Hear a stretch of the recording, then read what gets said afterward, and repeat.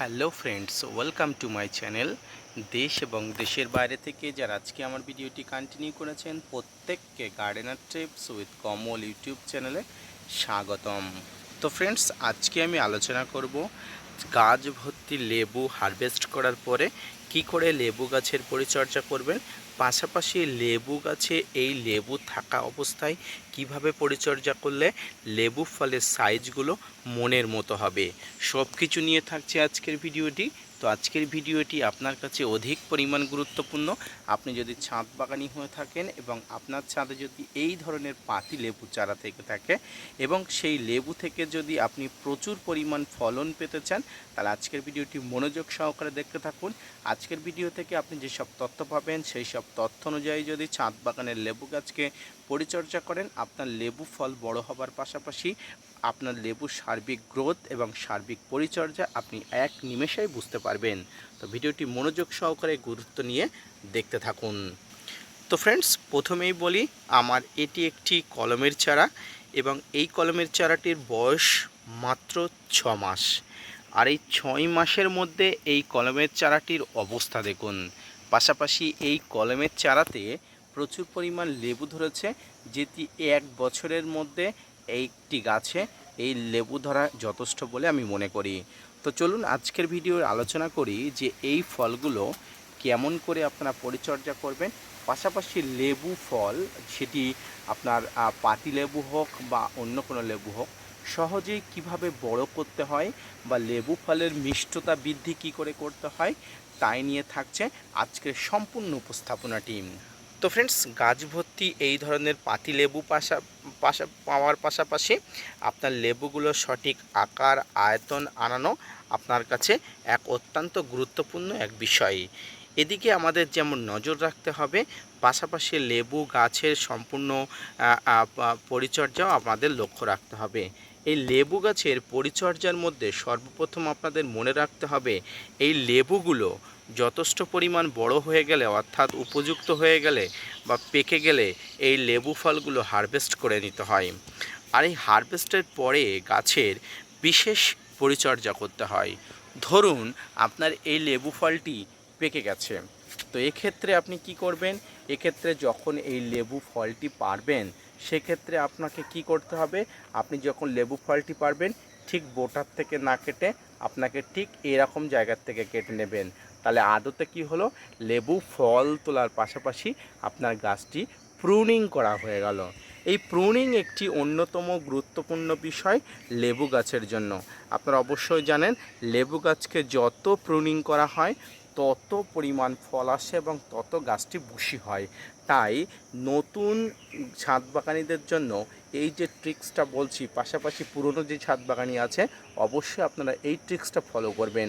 অর্থাৎ লেবু ফল বোটা থেকে না পেড়ে কিছুটা উপর থেকে এখান থেকে পেড়ে নিলে গাছটি আদতেই প্রুনিং করা হয়ে যায়। এভাবে সমস্ত লেবু ফল পাড়ার পরে আপনার গাছে যে কটি অপরিণত লেবু থাকবে, সেই লেবু ফলগুলোকে দ্রুত বড় বৃদ্ধির জন্য আপনাকে বিশেষ একটি সারের ব্যবস্থাপনা করতে হবে। দেখুন, আপনারা যারা জৈবভাবে দিতে চান সেই পদ্ধতিও আপনাদের বলে দেবো, বা যারা রাসায়নিকভাবে করতে চান সেই পদ্ধতি বলে দেবো। প্রথমে বলি রাসায়নিকভাবে পরিচর্যা করার পদ্ধতি। এই পাকা লেবুগুলো তুলে নেওয়ার পরে আপনার লেবু গাছের মাটিতে বিশেষ একটি সার দিতে হবে। আর এই সারটির সঙ্গে আমরা সবাই ওতপ্রোতভাবে জড়িত। ফ্রেন্ডস, এটি ব্যবহারে ফলের মিষ্টতা যেমন বাড়ে, ফলের আকার তেমনি বাড়ে। আর এই সারটি হলো সিঙ্গেল সুপার ফসফেট, অর্থাৎ এসএসপি। এই সিঙ্গেল সুপার ফসফেট কী আছে তা আমাদের আগে জানতে হবে। ফ্রেন্ডস, এতে আছে ফসফরাস, সালফার ও ক্যালসিয়াম।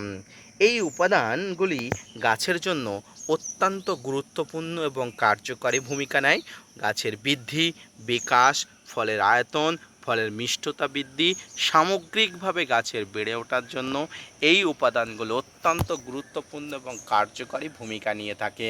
ফ্রেন্ডস, এই সিঙ্গেল সুপার ফসফেটে ফসফরাস থাকে 11 থেকে প্রায় 12%।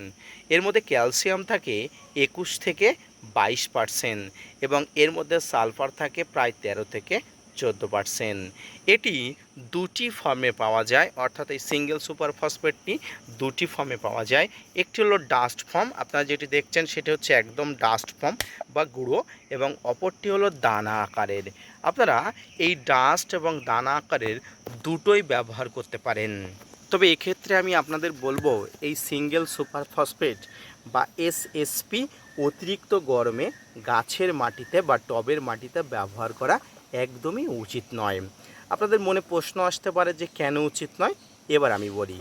এই সিঙ্গেল সুপার ফসফেট মাটিকে অত্যন্ত খসখসে করে রাখতে সাহায্য করে, অর্থাৎ বর্ষার সময় এটি সবথেকে উপযোগী বা গুরুত্বপূর্ণ হয়ে ওঠে। টবের মাটিতে যত পরিমাণ জল থাকুক না কেন বা বৃষ্টি জল পড়ুক না কেন, এই মাটি ফ্যাসে বা প্যাঁচে থাকে না। এই সিঙ্গেল সুপার ফসফেট যদি ব্যবহার করা হয় তাহলে টবের মাটি সবসময় খসখসে থাকে, অর্থাৎ যেটা প্যাঁচে ভাব থাকে সেটি অন্তত থাকে না। মাটিকে ড্রাই করে দেওয়ার কাজ করে এই এসএসপি বা সিঙ্গেল সুপার ফসফেট।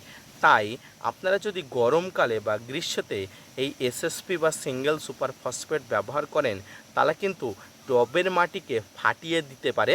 তাই আপনারা গরমকালে একদমই এই এসএসপি জাতীয় সার ব্যবহারই করবেন না। ফ্রেন্ডস, এবার আসি এই সিঙ্গেল সুপার ফসফেটের মধ্যে যে সমস্ত উপাদান থাকে সেই সমস্ত উপাদানের মধ্যে প্রধান উপাদান হলো ফসফরাস, যার কাজ হলো গাছের কাণ্ড মোটা করা এবং গাছের সামগ্রিক পরিচর্যার মধ্যে এই ফসফরাস অন্যতম গুরুত্বপূর্ণ। এটি মাটি থেকে শিকড়ের বৃদ্ধিতে অত্যন্ত গুরুত্বপূর্ণ ভূমিকা নেয়। মাটি থেকে বেশি বেশি খাবার তুলতে সাহায্য করে এই এসএসপি বা সিঙ্গেল সুপার ফসফেটের মধ্যে থাকা ফসফরাস। ফ্রেন্ডস, এরপরে যে উপাদানটি অর্থাৎ ক্যালসিয়াম থাকে এর মধ্যে, এই ক্যালসিয়ামের কাজ কী? মানব শরীরে ক্যালসিয়াম দাঁত এবং হাড়ের যেমন কাজ করে, ঠিক একইভাবে এই ক্যালসিয়াম গাছেরও বিভিন্ন অঙ্গ প্রত্যঙ্গ শক্ত কাজটল করতে সাহায্য করে।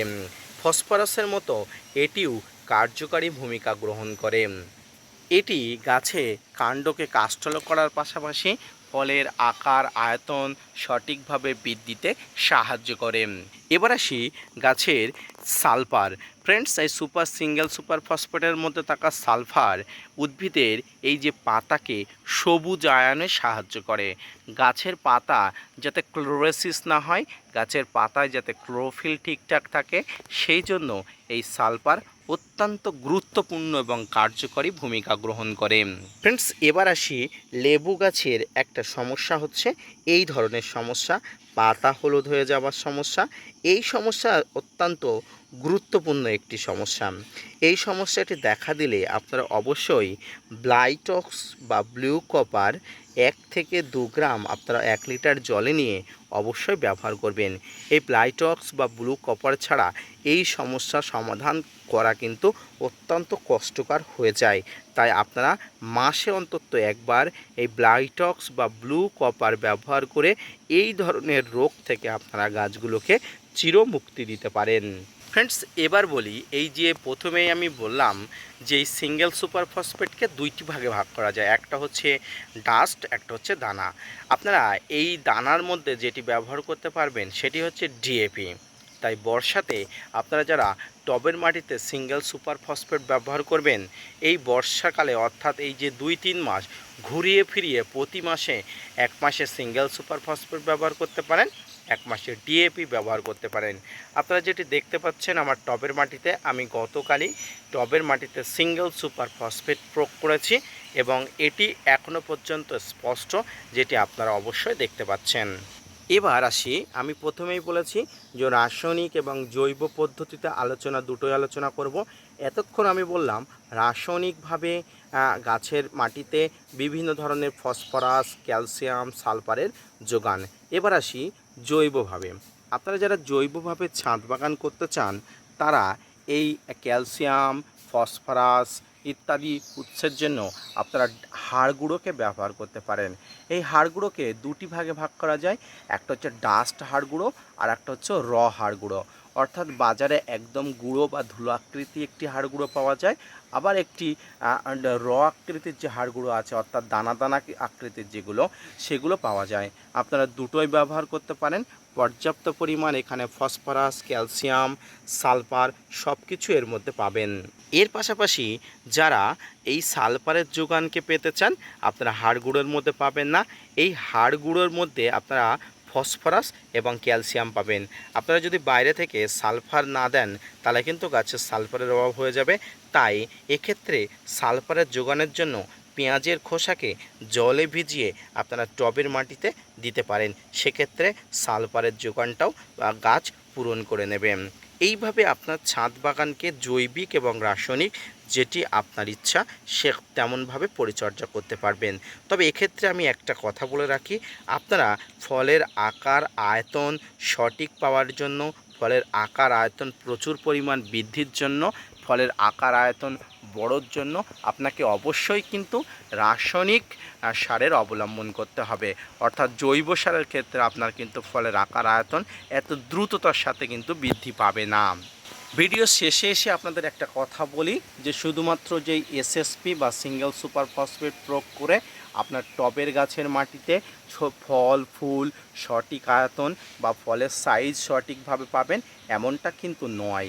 এখানে ব্যবহার করতে হয় 0050 অর্থাৎ যেটাকে বলা হয় সালফেট অফ পটাশ, এই 0050কে ব্যবহার করতে হয়। পাশাপাশি এখানে কিছু পরিমাণ পিজিআর ব্যবহার করতে হয়। এই পিজিআরের মধ্যে মিরাকুলানকেও প্রয়োগ করা প্রয়োজন। এই মিরাকুলান গাছে ফুল থেকে ফলের সাইজ নির্দিষ্ট হওয়া পর্যন্ত মোটামুটি 2 থেকে 3 বার প্রয়োগ করতে হয়। তাই শুধুমাত্র এই এসএসপি বা সিঙ্গেল সুপার ফসফেট প্রয়োগ করে কিন্তু টবের গাছের ফলকে এত সুন্দরভাবে বৃদ্ধি করানো যায় না। আপনারা 0050 বা সিঙ্গেল সুপার ফসফেট আপনার গাছে ফল আসার আগে একবার স্প্রে করবেন এবং ফল ধরে যাওয়ার পরে একবার স্প্রে করবেন। পিজিআর বললাম টবের গাছের মাটিতে, ক্ষমা করবেন, টবের গাছে ফুল আসার আগে একবার, ফুল আসার পরে একবার এবং গুটি ধরার পরে একবার স্প্রে করলে তবে কিন্তু যথেষ্ট।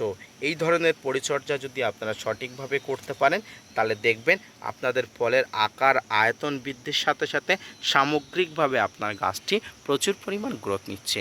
তো ফ্রেন্ডস, আজকের ভিডিওটি এই পর্যন্ত। দেখা হচ্ছে পরবর্তীতে নতুন কোনো ভিডিও নিয়ে, ততক্ষণ সঙ্গে থাকবেন। আর হ্যাঁ, অবশ্যই আপনার টবের গাছের ফলের আকার আয়তন বৃদ্ধির জন্য আমার দেওয়া পরিচর্যাটি মেনে চলুন, অত্যন্ত গুরুত্ব এবং কার্যকরী ভূমিকা পাবেন। পাশাপাশি আপনার ফলের আকার আয়তন সাইজ বৃদ্ধি পাবেন, ফলের মধ্যে প্রচুর পরিমাণ রস পাবেন। ভিডিওটি মনোযোগ সহকারে ধৈর্য নিয়ে দেখার জন্য আপনার কাছে আমি চিরকৃতজ্ঞ। ধন্যবাদ।